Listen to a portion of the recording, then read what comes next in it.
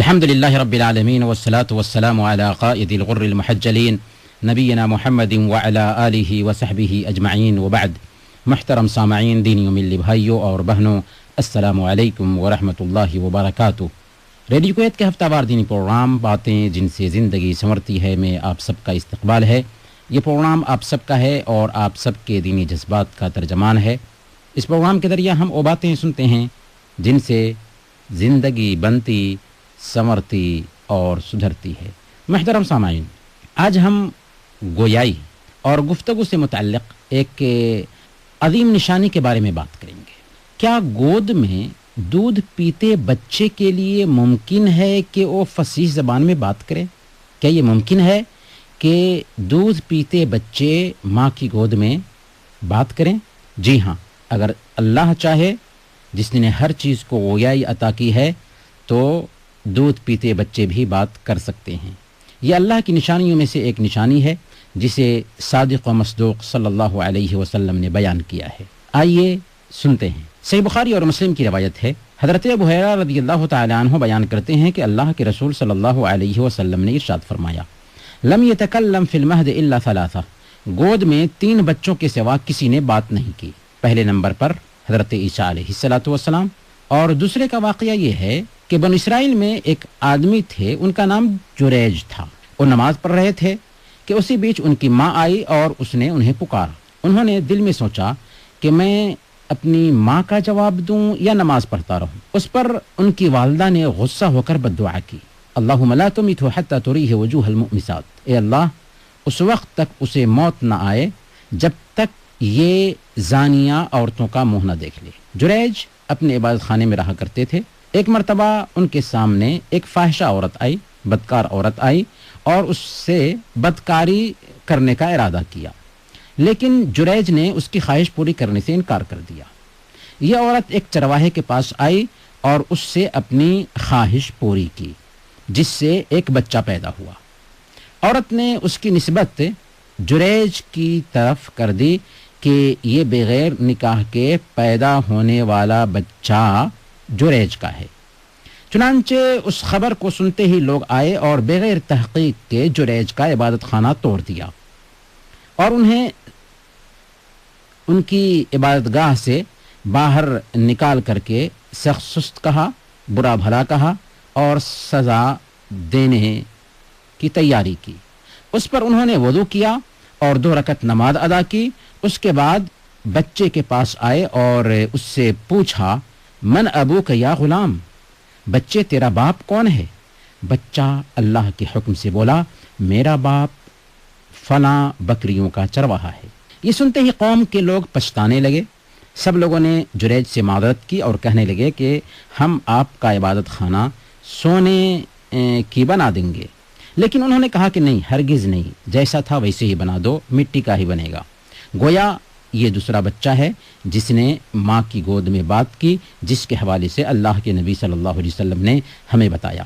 تیسرا بچہ جس نے بچپن میں بات کی، اس کے بارے میں اللہ کے نبی صلی اللہ علیہ وسلم فرماتے ہیں اس حدیث میں، بنو اسرائیل کی ایک اور عورت تھی، اپنے بچے کو دودھ پلا رہی تھی۔ قریب سے ایک سوار گزرا جو نہایت زرق برق اور دیدہ زیب لباس میں ملبوس تھا۔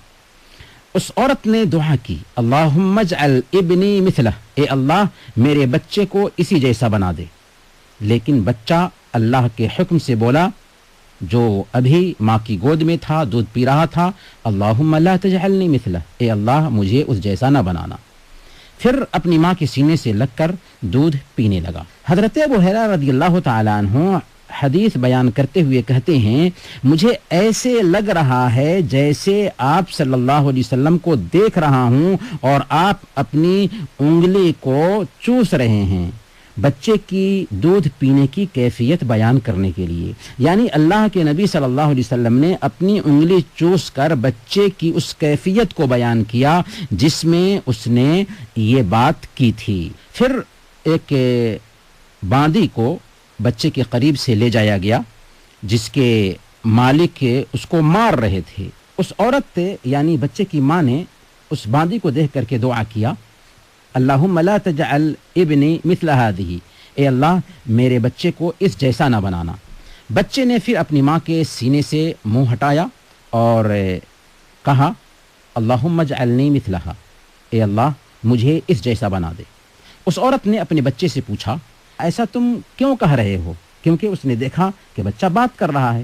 بچے نے جواب دیا وہ زرق برق لباس والا سوار ظالم شخص تھا، اور اس باندی سے لوگ کہہ رہے تھے کہ تم نے چوری کی ہے، تم نے زنا کیا ہے، حالانکہ اس نے کچھ بھی نہیں کیا تھا۔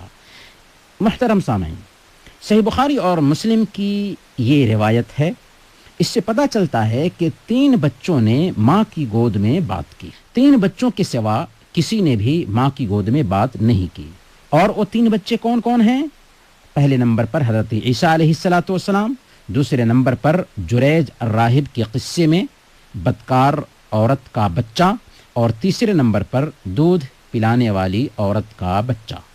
سب سے پہلے عیسیٰ علیہ السلام کا ماں کی گود میں بات کرنے کا قصہ یہ ہے کہ اللہ کی چاہت ہوئی کہ حضرت عیسیٰ علیہ السلام مریم علیہ السلام کے بطن سے بغیر باپ کے پیدا ہوں۔ چنانچہ مریم علیہ السلام کو حمل ٹھہر گیا۔ جب ولادت کا وقت قریب ہوا تو آبادی سے باہر ایک کھجور کے تنے کے نیچے آ گئیں۔ وہیں پر حضرت عیسیٰ علیہ السلام کی پیدائش ہوئی۔ پیدائش کے بعد مریم علیہ السلام عیسیٰ علیہ السلام کو لے کر قوم کے پاس آئیں۔ اللہ کے حکم سے مریم علیہ السلام خاموش تھیں۔ قوم کے لوگوں نے ہاتھ میں بچے کو دیکھا تو الٹی سیدھی باتیں کرنے لگے۔ تب اللہ تعالیٰ نے حضرت عیسیٰ علیہ السلام کو زبان دیا۔ حضرت عیسیٰ علیہ السلام بول اٹھے، قال انی عبد اللہ آتانی الکتاب وجعلنی نبیا وجعلنی مبارکا اینما کنت واوصانی بالصلاۃ والزکاۃ ما دمت حیا۔ یعنی بچہ بول اٹھا کہ میں اللہ کا بندہ ہوں، اس نے مجھے کتاب دی اور نبی بنایا اور بابرکت کیا جہاں بھی میں رہوں، اور نماز اور زکوٰۃ کی پابندی کا حکم دیا جب تک میں زندہ رہوں۔ یہ پہلا قصہ ہے عیسیٰ علیہ السلام کا، جو ماں کی گود میں بات کرتے ہیں، اپنی ماں کی پاک دامنی بیان کرتے ہیں۔ دوسرا قصہ جریج عابد کا ہے۔ اس قصہ میں آتا ہے کہ جریج کی ماں 3 بار اس کے پاس ملنے کے لیے آتی ہے، آواز لگاتی ہے، ہر بار جریج نماز میں ہوتا ہے، ماں کی پکار کا جواب نہیں دیتا، بالآخر ماں بد دعا کرتی ہے، بد دعا لگ جاتی ہے، اور ایک بدکار عورت اس کے پاس آ کر اس کو دعوت گناہ دیتی ہے، اس کی پرواہ نہیں کرتے، تو وہ ایک چرواہے سے منہ کالا کرتی ہے اور بچہ پیدا ہوتا ہے تو جریج پر تہمت لگا دیتی ہے۔ بالآخر جریج بچے کو بلاتا ہے، اس کے پیٹ پر ہاتھ رکھتا ہے اور اس سے پوچھتا ہے کہ بتا تیرا باپ کون ہے۔ اللہ تعالیٰ بچے کو گویائی عطا فرما دیتا ہے اور بچہ بول اٹھتا ہے کہ میرا باپ فلاں چرواہا ہے۔ اس سے پتہ کیا چلا؟ اس سے پتہ یہ چلا کہ ماں باپ کی نافرمانی ابتلا اور آزمائش کا سبب ہے۔ یہ نیک بندہ اسی نافرمانی کا شکار ہوا، حالانکہ نماز نے اسے ماں سے مشغول رکھا تھا، پھر بھی ماں کی بد دعا لگ جاتی ہے۔ اس حدیث سے علماء استدلال کرتے ہوئے کہتے ہیں کہ اگر ایک بندہ نفلی نماز میں ہے اور ماں باپ اسے پکار رہے ہیں اور اسے معلوم ہے کہ نماز میں ہونے کی وجہ سے ماں باپ کو برا نہیں لگے گا، تو اسے چاہیے کہ نماز کو ہلکا کرے تاکہ ماں باپ کی پکار کا جواب دے سکے۔ ہاں، اگر اسے پتہ ہو کہ ماں کو اذیت ہوگی تو اس کے لیے ضروری ہے کہ نماز فوراً توڑ دے، اگر وہ نفلی نماز میں تھا تو۔ اگر فرض نماز میں تھا تو وہ نماز نہیں توڑ سکتا، اسے چاہیے کہ نماز کو ہلکا کر کے سلام پھیرے، پھر ماں باپ کی پکار کا جواب دے۔ اس قصہ سے نافرمان اولاد کو سبق لینا چاہیے کہ آج کتنی بدنصیب اولاد ہے جو دنیا میں ماں باپ کی نافرمانی کی سزا بھگت رہی ہوتی ہے، لیکن ایسی اولاد کو احساس بھی نہیں ہوتا۔ اس قصے سے ہمیں یہ بھی سمجھ میں آیا کہ ماں باپ کو بھی چاہیے کہ اپنی اولاد پر بد دعا کرنے سے پرہیز کریں، کیونکہ ماں باپ کی دعائیں قبول کر لی جاتی ہیں، چاہے دعا ہو چاہے بد دعا ہو۔ ممکن ہے کہ اس کی بد دعا قبول کر لی جائے اور بعد میں ندامت ہو، پشیمانی ہو کہ کاش کہ ہم نے بد دعا نہ کی ہوتی۔ اور سب سے اہم سبق اس سے یہ ملتا ہے کہ اولیاء کی کرامت برحق ہے کہ دودھ پیتے بچے کو اللہ تعالیٰ نے جریج کی براءت پیش کرنے کے لیے گویائی عطا فرمائی۔ جریج کے قصے سے دشمنان اسلام کی سازشوں کا بھی اندازہ لگایا جا سکتا ہے کہ ہر دور میں انہوں نے امت مسلمہ اور نئی نسل کو برباد کرنے کے لیے عورت اور شہوت کا ہتھیار استعمال کیا ہے، خاص کر آئیڈیل لوگوں کو ٹارگٹ بنانے کی کوشش کی ہے تاکہ لوگوں سے ان کا اعتماد اٹھ جائے۔ اس قصہ سے ایک اہم پہلو یہ بھی سمجھ میں آتا ہے کہ ماں نے صرف یہ دعا کی تھی کہ جریج کی موت تب تک نہ ہو جب تک کسی بدکار عورت کا منہ نہ دیکھ لے، چنانچہ بددعا لگی اور بدکار عورت کا جریج نے منہ دیکھا، یعنی جریج کو بدکار عورت کا منہ دیکھنا پڑا۔ اب ذرا ہمیں دل کو ٹٹولنا ہے اور من سے پوچھنا ہے کہ سوشل میڈیا کے اس دور میں آئے دن بلکہ ہر دن ہم بدکار اور فاحشہ عورتوں کا چہرہ دیکھتے ہیں، آخر کس کی بد دعا ہم پر لگی ہوئی ہے؟ ہمیں سوچنا ہے اور غور کرنا ہے اور اپنے رویے کی اصلاح پہ دھیان دینا ہے۔ اس قصہ سے یہ سبق بھی ملتا ہے کہ کسی بھی خبر کی تصدیق جلد بازی میں نہیں ہونی چاہیے، بغیر دلیل کے تہمت پر کان نہیں دھرنا چاہیے، جیسا کہ بستی والوں نے بدکار عورت کے الزام کی تصدیق کر دی اور جریج کو سزا دینے کے لیے تیار ہو گئے۔ اسی لیے اللہ تعالیٰ فرماتا ہے یا ایھا الذین آمنوا ان جاءکم فاسق بنبأ فتبینوا، کہ اے ایمان والو اگر فاسق تمہارے پاس کوئی خبر لے کر کے آئے تو اس کی تحقیق کر لیا کرو۔ تیسرا قصہ بنو اسرائیل کی ایک عورت کا ہے جو اس حدیث میں بیان کیا گیا ہے۔ ایک دن اپنے بچے کو دودھ پلا رہی تھی، قریب سے زرق برق لباس میں ایک آدمی گزرا تو اس نے کہا کہ اے اللہ میرے بیٹے کو اس کے جیسے بنا دے۔ ہر عورت کو خواہش ہوتی ہے کہ میرا بچہ اچھا سے اچھا انسان بنے، چنانچہ اس نے دعا کی کہ اے اللہ میرے بیٹے کو اس کے جیسے بنا دے۔ بچے نے اپنی ماں کی چھاتی سے منہ ہٹاتے ہوئے کہا کہ اے اللہ مجھے اس کے جیسے نہ بنا۔ پھر ایک باندی گزری جسے لوگ مار رہے تھے، ماں نے کہا کہ اے اللہ میرے بچے کو اس کے جیسے مت بنا۔ بچے نے پھر چھاتی سے منہ ہٹایا اور کہا کہ اے اللہ مجھے اس عورت کے جیسے بنا۔ ماں نے وجہ پوچھی تو بچے نے بتایا کہ زرق برق لباس میں ملبوس آدمی ظالم ہے اور عورت مظلوم ہے۔ بچے کے کہنے کا مطلب یہ تھا کہ اے اللہ مجھے گناہوں سے پاک بنا جیسے یہ عورت پاک ہے اور ظالموں کے جیسے نہ بنا۔ اس سے پتہ چلتا ہے کہ ظاہر میں ہمیں جو نظر آتا ہے ضروری نہیں ہے کہ حقیقت میں وہی چیز ہو، بلکہ اس کے اپوزٹ بھی ہو سکتا ہے۔ یہ ہے 3 شخصوں کے قصے جو اس حدیث میں بیان کیے گئے ہیں جنہوں نے ماں کی گود میں بات کی تھی۔ البتہ دوسری روایات سے پتہ چلتا ہے کہ اور بھی بچوں نے ماں کی گود میں بات کی ہے، لیکن ان میں سے کوئی بھی روایت صحیح نہیں ہے، یا صحیح ہے بھی تو اس قصہ میں جو ماں کی گود میں بات کرنے والا بچہ ہے وہ بچہ نہیں تھا بلکہ بات کرنے کی صلاحیت رکھتا تھا۔ جیسے صحیح مسلم کی روایت میں بادشاہ جادوگر اور راہب کے قصہ میں آتا ہے، یعنی اصحاب الاخدود کے قصہ میں جو بچے کے بات کرنے کی صراحت آتی ہے کہ ایک عورت کو اپنے بچے کے ساتھ جب لایا گیا اور سزا دی جانے لگی تو عورت آگ میں کودنے سے جھجک محسوس کی تو بچے نے کہا کہ یا اماں اصبری فإنک علی الحق، امی جان صبر کرو کیونکہ تم حق پر ہو۔ اس حدیث کے حوالے سے امام نووی رحمۃ اللہ علیہ نے بیان کیا کہ وہ بچہ 17 مہینے کا تھا، یعنی بات کرنے والا تھا، اس لیے یہ بچہ ماں کی گود میں بات کرنے والے بچوں میں شامل نہیں مانا جائے گا، گویا کہ ماں کی گود میں بات کرنے والے بچوں میں سے یہ بچہ شمار نہیں کیا جائے گا۔ ماں کی گود میں بات کرنے والے بچوں میں سے ایک نام شاہد یوسف کا بھی آتا ہے کہ یوسف علیہ السلام پر جب عزیز مصر کی بیوی نے ڈورے ڈالا اور زبردستی زنا پر آمادہ کرنا چاہا تو اس وقت دودھ پیتے بچے نے بات کی تھی کہ اگر یوسف کا قمیص سامنے سے پھٹا ہے تو عزیز مصر کی بیوی سچی ہے اور وہ جھوٹا ہے، اور اگر یوسف کا کرتا پیچھے سے پھٹا ہے تو یوسف سچا ہے اور وہ جھوٹی ہے۔ لیکن اس قصے کا جواب امام البانی رحمۃ اللہ علیہ نے یہ دیا ہے کہ قرآن کے ظاہر سے یہ پتہ چلتا ہے کہ یوسف علیہ السلام کا جو گواہ تھا جسے شاہد یوسف کہتے ہیں وہ بڑا آدمی تھا، گود کا بچہ نہیں تھا، کیونکہ اگر بچہ ہوتا تو اس کے لیے صرف اتنا کہنا کافی تھا کہ وہ جھوٹی ہے۔ یوسف علیہ السلام کی براعت کے لیے دلیل دینے کی ضرورت تھی ہی نہیں بچے کے لیے، امام ابن جریر رحمۃ اللہ علیہ نے بھی ثقہ سند سے ابن عباس رضی اللہ تعالیٰ عنہ سے یہ روایت نقل کیا ہے کہ شاہد یوسف جو تھا وہ مرد تھا، بڑا انسان تھا، داڑھی والا آدمی تھا، اس لیے یہ بھی ماں کی گود میں بات کرنے والا بچہ نہیں ٹھہرا۔ محترم سامعین، ماں کی گود میں بات کرنے والوں میں ایک فرعون کی بیٹی کو کنگھی کرنے والی عورت کے بیٹے کا نام بھی آتا ہے۔ مسند احمد کی روایت ہے، اللہ کے رسول صلی اللہ علیہ وسلم نے بیان فرمایا کہ اسراء کی رات میرا گزر ایک ایسی جگہ سے ہوا جہاں بڑی اچھی خوشبو آ رہی تھی۔ میں نے کہا اے جبریل یہ خوشبو کیسی ہے؟ جبریل نے کہا کہ یہ فرعون کی بیٹی کو کنگھا کرنے والی عورت اور اس کے بچوں کی خوشبو ہے۔ میں نے کہا اس کا معاملہ کیا ہے؟ جبریل نے کہا کہ وہ ایک دن فرعون کی بیٹی کو کنگھی کر رہی تھی کہ کنگھی اس کے ہاتھ سے گر گئی۔ اس نے کہا بسم اللہ، اللہ کے نام سے۔ فرعون کی بیٹی نے پوچھا کہ تیری مراد میرا باپ ہے کیا؟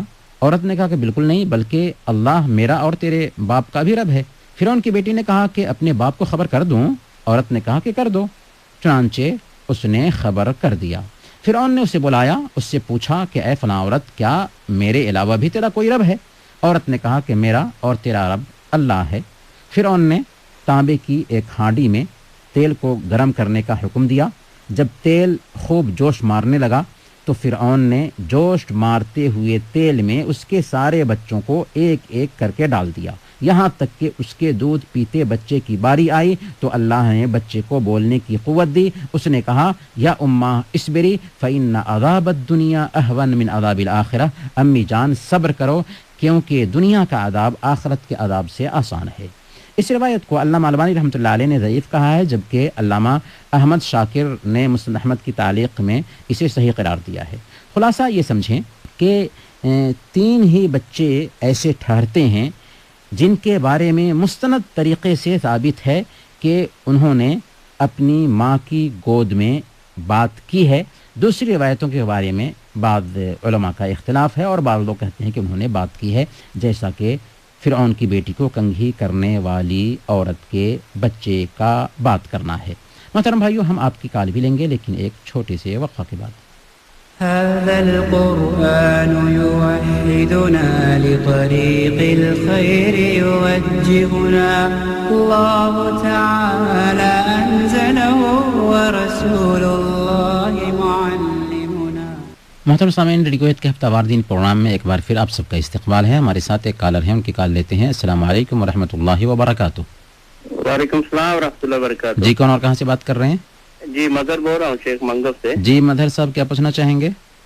جی یہ ظہر کی جو نماز میں 4 سنت ہے پہلے والی، کیا وہ ایک ساتھ میں پڑھ سکتے ہیں کہ نہیں؟ دوسرا سوال یہ ہے کہ جو عورت نماز پڑھتی ہے تو ان کے جو پاؤں ہیں وہ پورے چھپے ہونے چاہیے یا مطلب ضروری ہے یا نہیں؟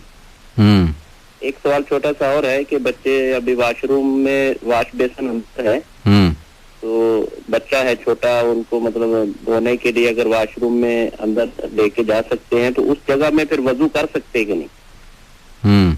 ٹھیک آنے میں نماز میں اگر ہم جواب دے سکتے کہ نہیں؟ بس یہ 4 سوال ہیں، اگر تھوڑا سا۔ کیا تیسرا سوال کیا ہے؟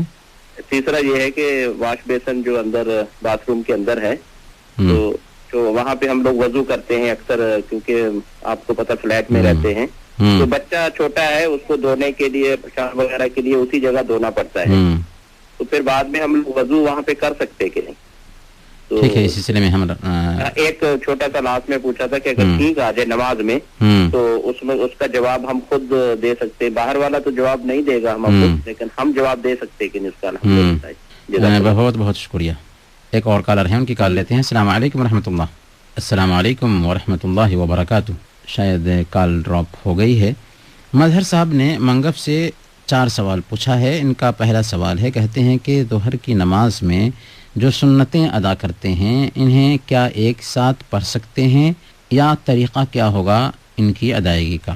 ظہر کی 4 رکعت سنتوں کی ادائیگی کا 2 طریقہ ہے۔ ایک یہ ہے کہ آپ ایک ہی سلام سے پڑھ لیں تشہد کرنے کے بعد، اور دوسرا طریقہ یہ ہے کہ آپ 2 رکعت پڑھنے کے بعد میں سلام پھیریں اور پھر دوسری رکعت ادا کریں۔ اس حوالے سے ایک روایت آتی ہے صلاۃ اللیل والنہار مثنی مثنی، کہ رات اور دن کی نماز 2 رکعت کر کے پڑھی جائے. تو اس روایت کی بنیاد پر علماء یہ کہتے ہیں کہ جیسے رات کی نماز 2 رکعت کر کے پڑھی جاتی ہے ویسے ہی ظہر کی نماز بھی 2 رکعت کر کے پڑھی جائے، لیکن اس بات کی گنجائش پائی جاتی ہے کہ ایک آدمی ایک ہی ساتھ 4 رکعت پڑھ لے ایک ہی سلام سے تشہد کرنے کے ساتھ. دوسرا سوال انہوں نے پوچھا ہے کہ عورت اگر نماز پڑھتی ہے تو کیا اس کا پاؤں چھپا ہوا ہونا چاہیے؟ ام سلمہ رضی اللہ تعالی عنہا نے یہ سوال اللہ کے نبی صلی اللہ علیہ وسلم سے کی تھی. اللہ کے نبی صلی اللہ علیہ وسلم سے پوچھا تھا کہ اے اللہ کے نبی صلی اللہ علیہ وسلم، کیا ایک عورت ایک ہی کپڑے میں نماز پڑھ سکتی ہے جبکہ اس نے ازار نہ پہنا ہو؟ اللہ کے نبی صلی اللہ علیہ وسلم نے فرمایا اذا كان الدرع سابغا يغطي ظهور قدميها، کہ اگر کپڑا اتنا لمبا ہے کہ اس کے قدم کے ظاہری حصے کو چھپا لے رہا ہے تو کوئی حرج کی بات نہیں ہے، وہ ایک ہی کپڑے میں نماز پڑھ سکتی ہے.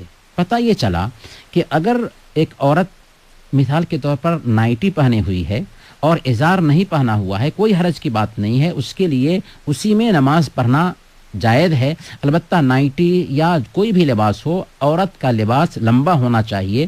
تو اگر لباس لمبا ہے اور جسم کا جو ظاہری قدم کا حصہ ہے وہ چھپ جا رہا ہے تو اس میں نماز ہو جائے گی، اور تکلف کرنے کی ضرورت نہیں ہے کہ ایک عورت موزہ پہن کر کے نماز ادا کرے. پوچھتے ہیں ایک تیسرا سوال، کہتے ہیں کہ باتھ روم میں کیا وضو کر سکتے ہیں؟ باتھ روم میں وضو کر سکتے ہیں، البتہ اگر آپ کو وضو کرنا ہے تو بسم اللہ کہنا وضو سے پہلے سنت ہے، بلکہ بعض علماء نے کہا کہ فرض ہے. تو کم از کم ہم یہ سمجھیں گے کہ بسم اللہ کر کے وضو کرنا چاہیے. تو اگر آپ نے بسم اللہ کر لیا ہے اور باتھ روم میں داخل ہوئے اور پھر آپ باتھ روم میں وضو کر رہے ہیں تو کوئی حرج کی بات نہیں ہے، لیکن باتھ روم میں رہتے ہوئے بسم اللہ نہ کریں، وہ بہتر ہے. ایک آخری سوال انہوں نے پوچھا ہے کہ نماز میں اگر چھینک آ جائے تو اس کا جواب کیسے دیں گے؟ کیا ہم دل میں اس کا جواب دے سکتے ہیں؟ دیکھیں، اگر نماز میں چھینک آ جاتی ہے تو آپ جواب اس کیفیت میں دیں گے کہ دوسرا نہ سن سکے، لیکن آپ زور سے اس کا جواب نہیں دیں گے اور دوسروں کے لیے بھی اس کا جواب دینا جائز نہیں ہوگا کیونکہ نماز میں ہے. ایک کالر ہے، ان کی کال لیتے ہیں. السلام علیکم ورحمۃ اللہ وبرکاتہ. وعلیکم السلام ورحمۃ اللہ. جی، کون اور کہاں سے بات کر رہے ہیں؟ محمد فاروق کروانیہ کویت سے بات کر رہا ہوں. محمود فاروق صاحب. محمد فاروق. جی محمد فاروق صاحب. جناب کیسے ہیں مولانا صاحب؟ اللہ سلامت رکھے آپ کو. اللہ تعالیٰ آپ کو بھی سلامت رکھے، جس سے تندرستی دے. جی مولانا صاحب، سوال یہ ہے کہ ایک دوست نے پوچھا ہے کہ جب امام کے پیچھے ہم نماز پڑھیں گے تو ہمیں خاموش رہنا ہے، جبکہ میں کہہ رہا تھا کہ نہیں، سورۃ فاتحہ پڑھنی ہے. وہ کہتے نہیں، کوئی بھی نماز ہو، ہم امام کے پیچھے ہیں تو ہمیں سورۃ فاتحہ بھی نہیں پڑھنی، بس وہ پڑھ کے تھوڑا سبحان اللہ جا، اس کے بعد ہمیں خاموش رہنا ہے. اور دوسری بات یہ ہے کہ جیسے کہتے 4 امام ہیں، تو ایک آدمی 4 اماموں ہوئی کے پیچھے چل سکتا ہے کہ یا ضروری ہے کسی ایک امام کے پیچھے چلے؟ یہ سوال ہے. بہت بہت شکریہ محمد فاروق صاحب. جزاک اللہ خیر. ایک اور کالر ہیں. السلام علیکم. السلام علیکم. فاروق صاحب نے پوچھا ہے کہ جب امام کے پیچھے ہم نماز پڑھ رہے ہوں تو آیا خاموش رہنا چاہیے یا سورہ فاتحہ پڑھنا چاہیے؟ دیکھیں، یہ مسئلہ ایسا ہے کہ اگر نماز سری ہے تو سورہ فاتحہ بھی پڑھیں گے اور دوسری صورتیں بھی پڑھیں گے، لیکن اگر نماز جہری ہے تو اس حوالے سے علماء کا 2 قول ہے.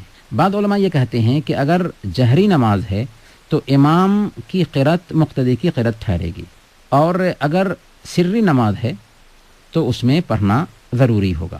جبکہ دوسرے علماء یہ کہتے ہیں کہ چاہے نماز سری رہے چاہے جہری رہے سورہ فاتحہ پڑھیں گے، اس کے علاوہ جو دوسری صورتیں ہیں ان کو سننے پر اکتفا کریں گے. ان کی دلیل یہ ہے کہ اللہ کے نبی صلی اللہ علیہ وسلم نے فرمایا لا صلاۃ لمن لم یقرأ بفاتحۃ الکتاب، جو سورہ فاتحہ نہیں پڑھتا اس کی نماز نہیں ہوتی. اسی طریقے سے سنن ابی داؤد کی روایت میں آتا ہے کہ اللہ کے نبی صلی اللہ علیہ وسلم فجر کی امامت کرا رہے تھے. کسی کو پیچھے سے پڑھتے ہوئے سنا تو اللہ کے نبی صلی اللہ علیہ وسلم نے پوچھا کہ لعلکم تقرؤون خلف امامکم، کیا تم امام کے پیچھے بھی کچھ پڑھتے ہو؟ لوگوں نے کہا کہ ہاں یا رسول اللہ، ہم امام کے پیچھے بھی پڑھتے ہیں۔ تو آپ نے فرمایا لا تفعلوا الا بام القرآن فانه لا صلاۃ لمن لم يقرأ بها، کہ سورہ فاتحہ کے علاوہ اور کچھ مت پڑھو، کیونکہ جو سورہ فاتحہ نہیں پڑھتا اس کی نماز نہیں ہوتی۔ اس لیے ہم خلاصہ کرنا یہ چاہیں گے کہ احتیاط کا تقاضا اس میں ہے کہ ہم سورہ فاتحہ پڑھ لیں، کیونکہ سورہ فاتحہ کے حوالے سے احادیث بہت واضح ہیں۔ خود سنن ابی داؤد کی یہ روایت بالکل واضح لگ رہی ہے کہ اللہ کے نبی صلی اللہ علیہ وسلم بیان فرماتے ہیں کہ جو سورہ فاتحہ نہیں پڑھتا اس کی نماز نہیں ہوتی۔ اس لیے اگر جہری نماز ہے یا سری نماز ہے، دونوں میں اگر سورہ فاتحہ پڑھ لیتے ہیں تو یہ بہتر ہے۔ لیکن اگر کوئی آدمی کسی امام کے قول کی بنیاد پر سورہ فاتحہ نہیں پڑھتا ہے جہری نماز میں تو کوئی حرج کی بات نہیں ہے، اس کے لیے گنجائش ہے۔ ایک بھائی نے پوچھا ہے، ہاں ایک کالر ہیں، ان کی کال لیتے ہیں۔ السلام علیکم ورحمۃ اللہ وبرکاتہ۔ ہلو، السلام جی علیکم۔ السلام علیکم۔ وعلیکم السلام ورحمۃ اللہ۔ ہاں جی مولانا صاحب کیسے ہیں آپ؟ جی کون اور کہاں سے بات کر رہے ہیں؟ محمد الیاس مرغاب کویت سے بات۔ محمد الیاس صاحب کیا پوچھنا چاہیں گے؟ میں پوچھنا چاہتا ہوں مولانا صاحب، یہ سنت اور نفل میں کیا فرق ہے؟ دونوں ایک ہی چیزیں ہیں یا ان میں کوئی فرق ہے؟ کہ یہ سنت کی نیت کرتے ہیں، یہ مطلب نفل کی نیت کرتے ہیں، فرق تو ٹھیک ہے، جی جی فرق تو فرق ہے، ان دونوں میں چیزوں میں کیا فرق ہے؟ بس یہ مہربانی کر کے بتائیں۔ بہت بہت شکریہ۔ فاروق صاحب نے ایک دوسرا سوال یہ پوچھا ہے کہ کیا چاروں اماموں کو فالو کرنا ضروری ہے یا کسی ایک امام کو ایک آدمی فالو کر سکتا ہے؟ دیکھیں، یہ ان ائمہ نے اسلام کی خدمت کی تھی اور ان ائمہ کے ذریعہ فقہ کے ذخائر ہم تک پہنچے، اس لیے ان چاروں ائمہ کی قدر ہونی چاہیے، ان چاروں ائمہ کا احترام ملحوظ رکھنا چاہیے اور ان چاروں ائمہ سے استفادہ کرنا چاہیے۔ اور ان فقہ کے جو 4 دبستان ہیں، ان چاروں دبستان سے ایک آدمی کو تعلق رکھنا چاہیے تاکہ فقہ کے ذخیرے کو اور اس کی ہماگیری کو سمجھ سکے۔ لیکن اگر کسی ایک امام سے ہی وہ تعلق رکھتا ہے یا کسی ایک امام کی طرف نسبت کرتا ہے تو اس کی بھی گنجائش ہے، نسبت کر سکتا ہے۔ لیکن ایک مسلمان کا رویہ اس حوالے سے یہ ہونا چاہیے کہ کسی بھی امام کی بات کو آنکھ بند کر کے نہ مانے، بلکہ اگر حدیث اس کے سامنے میں امام کے قول کے خلاف آتی ہے تو حدیث کو اپنائے، نہ کہ کسی امام کی بات کو لے کر کے وہ اڑ جائے۔ تو یہ اگر اسوہ ہے، یہ اگر طریقہ ہے تو الحمدللہ، کیونکہ اللہ کے نبی صلی اللہ علیہ وسلم چونکہ ہم تک کے دین پہنچایا ہے اور اللہ تعالیٰ نے نبی صلی اللہ علیہ وسلم کی اطاعت کرنے کا حکم دیا ہے، ائمہ کی اطاعت کرنے کا حکم نہیں دیا ہے۔ لیکن ائمہ کو اگر ہم مانتے ہیں تو کوئی عیب کی بات نہیں ہے، پر ائمہ کی بات مانی جائے گی قرآن اور حدیث کو سامنے میں رکھتے ہوئے۔ اللہ رب العالمین نے بیان فرمایا وما كان لمؤمن ولا مؤمنة اذا قضى الله ورسوله امرا ان يكون لهم الخيرة من امرهم، کہ جب اللہ اور اس کے رسول کا فیصلہ آ جائے تو مومن مرد اور مومن عورت کے لیے کوئی اختیار باقی نہیں رہ جاتا۔ محمد الیاس صاحب نے پوچھا ہے کہ سنت اور نفل میں کیا فرق ہے اور اس کی نیت الگ الگ کرتے ہیں تو اس حوالے سے کیا قانون اور ضابطہ ہے؟ دیکھیں، سنت میں کچھ سنت مؤکدہ ہوتی ہیں اور کچھ سنت غیر مؤکدہ ہوتی ہیں۔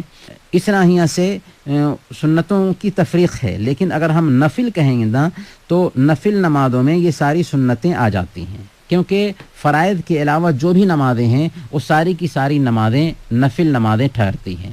لیکن ان میں بھی کچھ تاکیدی سنتیں ہیں، مثال کے طور پر دن اور رات میں 12 رکعت سنتیں ہیں جن کی پابندی کرنے کی وجہ سے ایک انسان کے لیے جنت میں گھر بنتا ہے، یہ سننیں مؤکدہ ہیں۔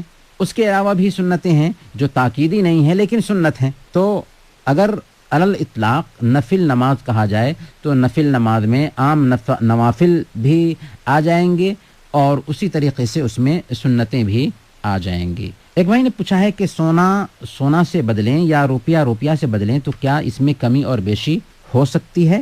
دیکھیں، سود کی 2 شکل ہوتی ہے۔ ایک شکل یہ ہے کہ ایک آدمی تاخیر سے ادائیگی کی بنیاد پر سود لے، اس کو عربی میں ربا النسیہ کہتے ہیں، تاخیر کی بنیاد پر ادائیگی ہو رہی ہے اس لیے سود لیا جائے۔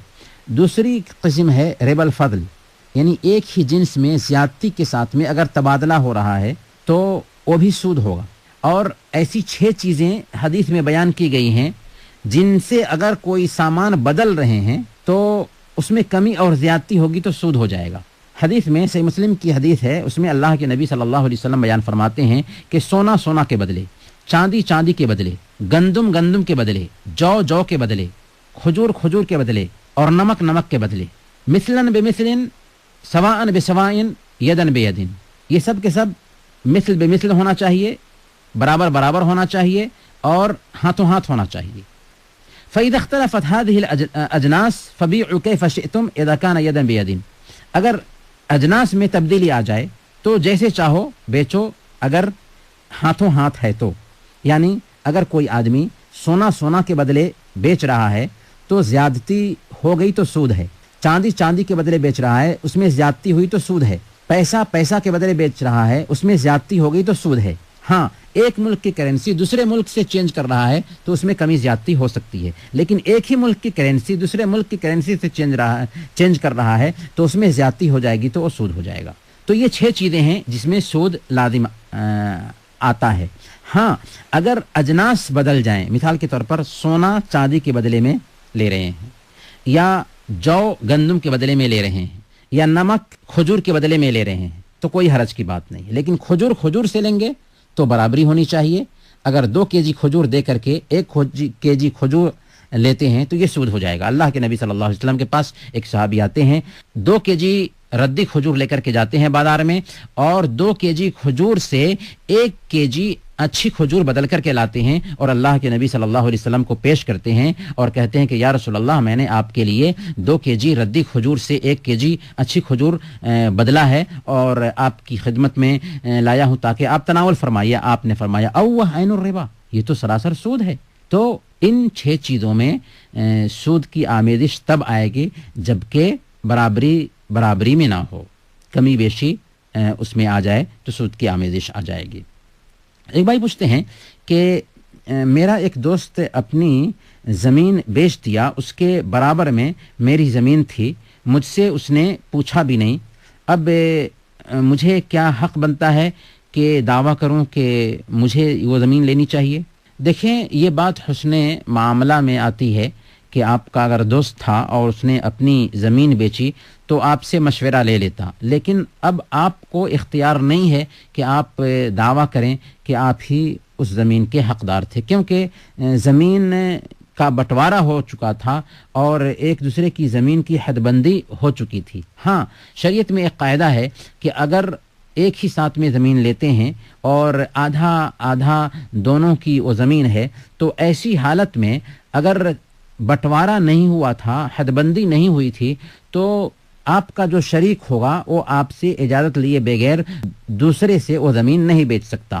چنانچہ حضرت جابر رضی اللہ تعالیٰ عنہ کی روایت میں آتا ہے, صحیح مسلم کی روایت ہے, اللہ کے نبی صلی اللہ علیہ وسلم نے بیان فرمایا کہ اللہ کے نبی صلی اللہ علیہ وسلم نے بلکہ فیصلہ کیا شفعہ کا کہ ہر اس مال میں جسے تقسیم نہ کیا گیا ہو, فَإِذَا وضعت الحدود وصرفت الطرق فلا شفعہ, کہ جب حدیں قائم ہو جائیں اور راستے بدل دیے جائیں تو پھر اس میں شفعہ کا حق نہیں رہتا. شفعہ اسی کو کہتے ہیں کہ اگر ہم نے اپنے ساتھی کے ساتھ میں مل کر کے زمین خریدی ہے تو ہمیں اختیار ہے اس زمین کو لینے کا, اور ہمارا شریک مجھ سے مشورہ کیے بغیر اس کو اپنا حق نہیں بیچ سکتا. لیکن اگر حدود طے کیے گئے اور راستے بدل دیے گئے ہیں, یعنی زمین کی ملکیت ثابت ہو چکی ہے, تو اب اس کو اختیار ہے کسی دوسرے سے بیچنے کا.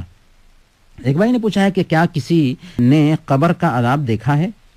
قبر کا عذاب برحق ہے, اور قبر کا عذاب یہ غیب کی ان چیزوں میں سے ایک ہے جس پر ایمان لانا ضروری ہے, اور ایک مسلمان کے حوالے سے اللہ رب العالمین نے بیان فرمایا کہ یؤمنون بالغیب, کہ ایک مومن جو ہے نا غیب پر ایمان رکھتا ہے.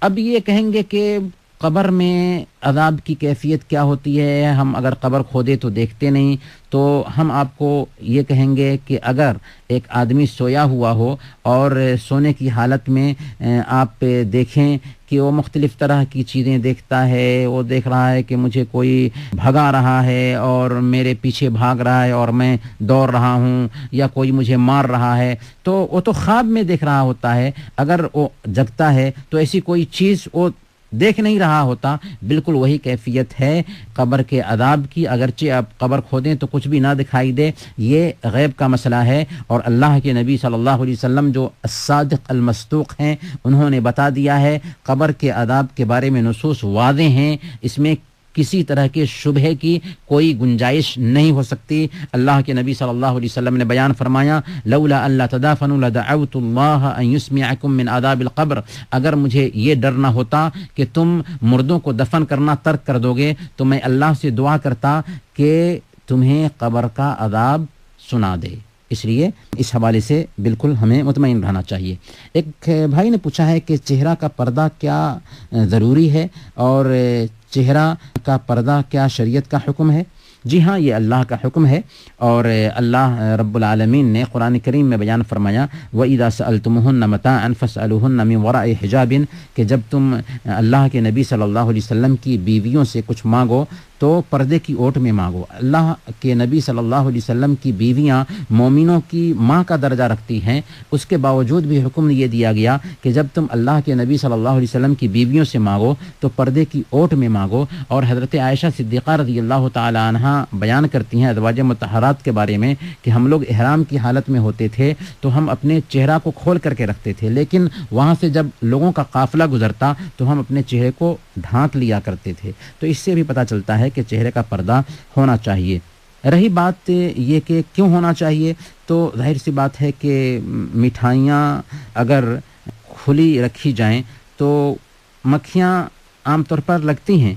اسی طریقے سے اگر مسافر اپنے سامان کو کھلی جگہ پر رکھے تو کیا ہوتا کہ چوری ہوگی ہی. اس لیے خلاصہ یہ سمجھیں کہ فطری تقاضا بھی یہی ہے کہ ایک عورت مسلمانوں کے ہاں بہت قیمتی ہوتی ہے، اس لیے اس کو پردے میں رکھا جائے. پردہ عورت کے لیے عزت ہے، پردہ عورت کے لیے عیب کی بات نہیں ہے. محترم بھائیو، ہمارا وقت ہوا چاہتا ہے، انہی چند کلمات کے ساتھ ہم آپ سے رخصت ہوتے ہیں. اگلے ہفتہ انشاءاللہ پھر ملیں گے، تب تک کے لیے اجازت دیجیے. وصلی اللہ علی نبینا محمد وعلی آلہ وصحبہ اجمعین.